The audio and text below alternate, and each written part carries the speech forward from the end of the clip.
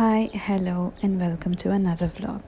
In this video, I've included a detailed recipe of how to make a perfect idli dosa batter, as well as a short trip to Homecenter and Carrefour since I want to replace all of my non-stick cookware and I'm on the lookout for good ones. Watch till the end of the video to see what brand of cookware I've gotten and why I selected that. Here I'm going to wash and soak about 1 cup of urad dal for a minimum of 4 hours. This quantity is enough for us for a family of 3 to last about 4 or 5 days. Make sure to wash the dal really well until the water runs clear. I usually buy my urad dal from Al stores in UAE. Try to get the best quality you can as your batter is as good as the quality of your urad dal. For every 1 cup of urad dal, I add 4 cups of idli rice. Wash this really well and keep aside as well. This water may be useless to us, but it is so good for your plants. So try not to waste this water. Along with this, I also add half a teaspoon of fenugreek seeds and let them all soak together. I usually do this in the late mornings around 10 or 11 p.m. since it needs about 4 hours of soaking. And by the time I'm done with breakfast, lunch and dinner preparation, I usually get free in the evenings, which is when I make the dosa batter.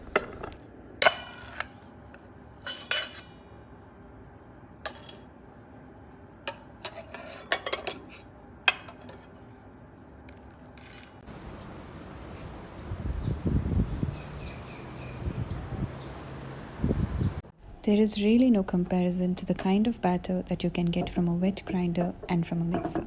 Try your best to invest in a wet grinder, especially if you're a South Indian. To the grinder, add your soaked urad dal with as little water as possible. The urad dal mixture does not need a lot of water, just a few tablespoons, enough to get a fluffy batter. So make sure you don't add too much, otherwise your batter will get ruined. This is a very important step.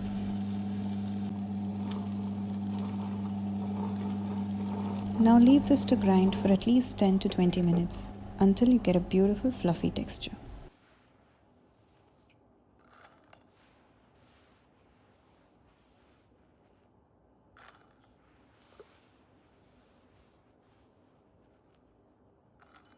After 15 to 20 minutes, you'll have this beautiful texture. This is my favorite part of making an idli dosa batter.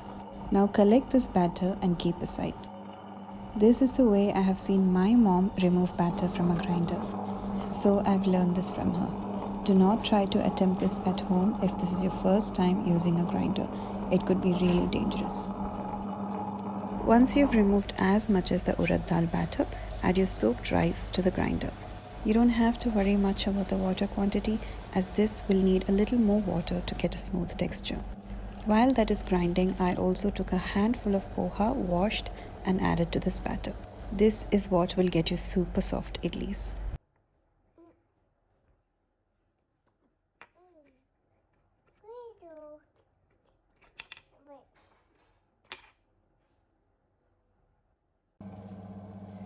After about 15 minutes, the rice batter is done. This is the consistency that I grind it to. Once this happens, add your collected urad dal batter to this. Some people mix the two batters by hand, but I feel that doing it this way has given me the best quality of idlis that I can get. So this is what I follow. At this stage, you can add salt and water to adjust the consistency. I always grind my batter to a slightly runnier consistency like this, because as the batter ferments, it gets thicker. And trying to adjust the consistency by adding water and then mixing the batter and disturbing all the bubbles somehow doesn't give me that soft of an idli. So this is what works for me. Pour your batter into a large plastic or steel container and make sure there's enough space on top to allow for fermentation to happen. Be careful because your batter might even triple in size. So if there's not enough space, it's going to pour over and make a big mess.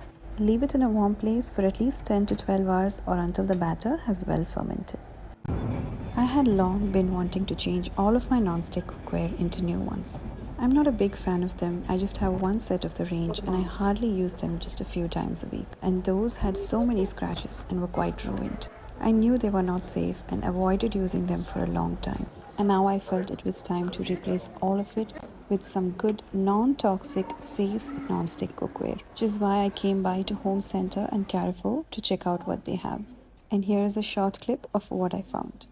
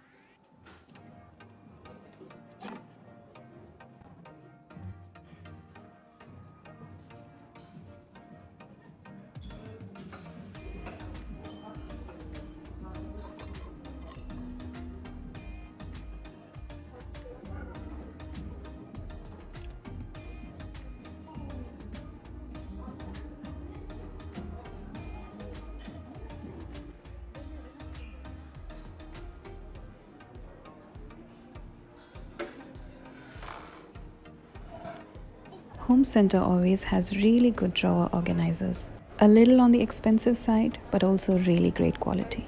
I had to get just one set for one of my drawers, which was a big mess. So before coming, I pre-measured it, wrote down the dimensions, and got the one that suited my measurements.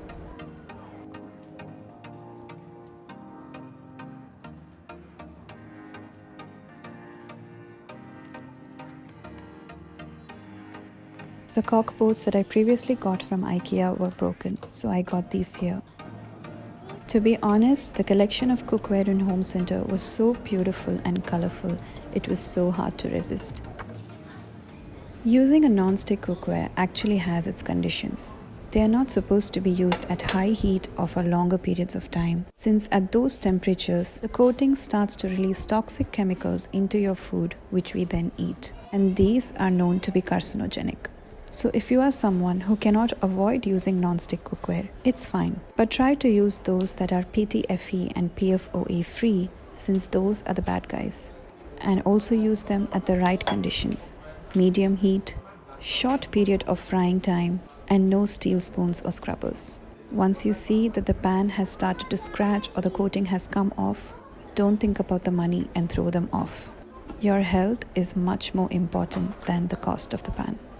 These were just a few unique pans that I saw in Homecenter that I'm showing you. This was one which I saw online and wanted to get it, but on checking out the pan here, it had a lot of cracks and breaks, so I avoided it.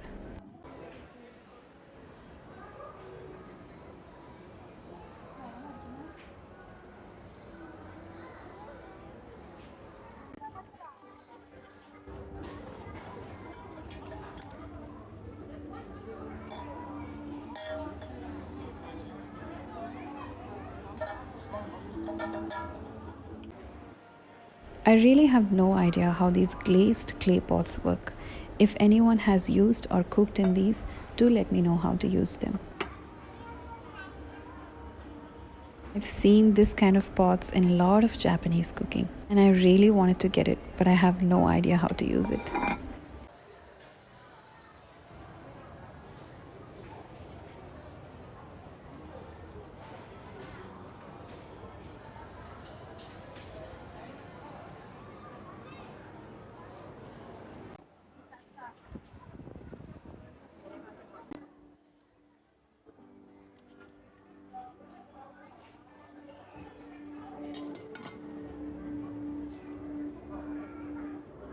This set of glass cookware is so famous, but unfortunately can only be used on gas stoves. If I had a gas stove, I would have definitely got these. It's so interesting to see how your food is being cooked.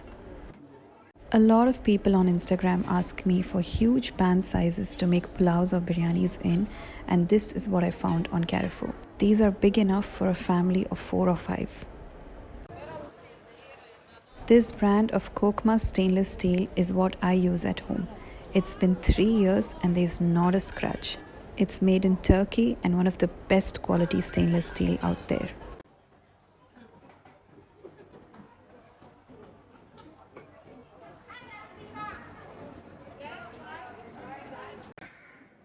This was a brand that I never noticed before in Carrefour. It's Neo Flam and made in Korea. It was a set of 8 pieces and the stock pots were a really good size for me. It also comes with an Ecolon coating, which I will explain what it is. So that's the one that I got.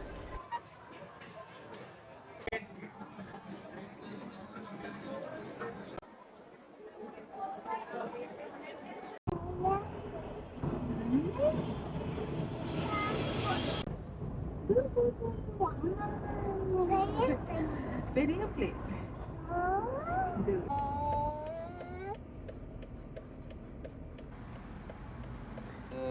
Hiba, yeah? Yeah.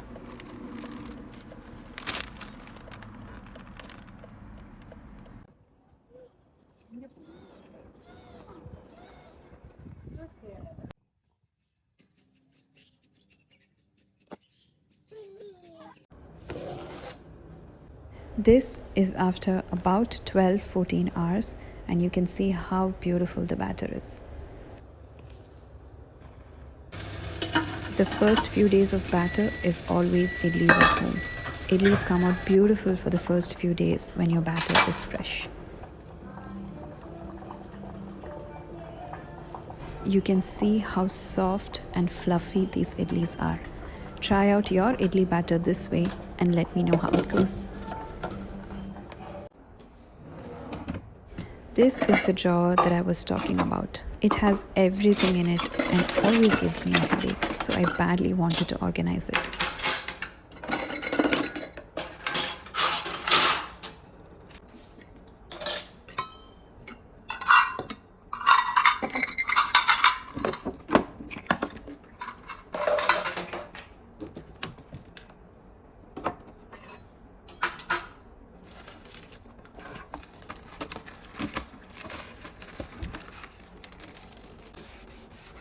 I'm just giving it a quick wipe before I start organizing.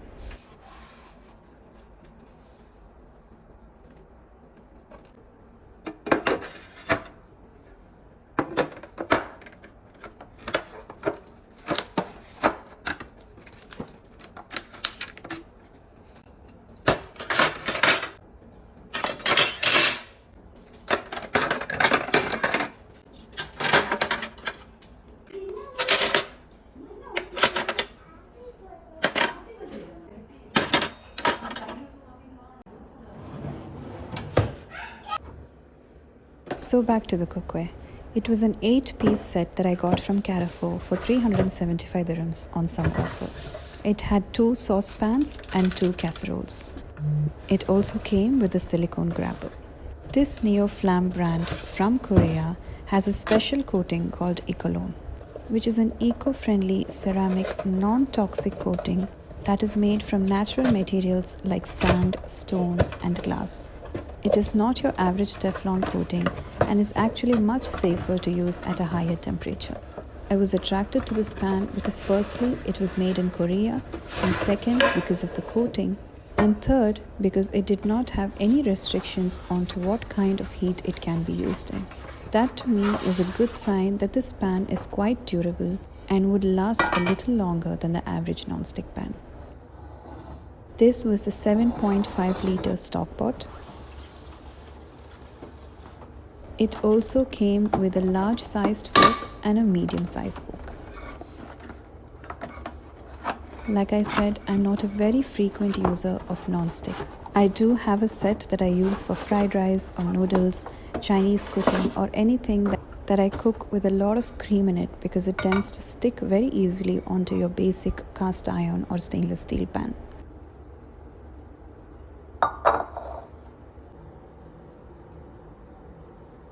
These were the 2 sizes of forks that were included in the set, and this is a medium-sized stock pot.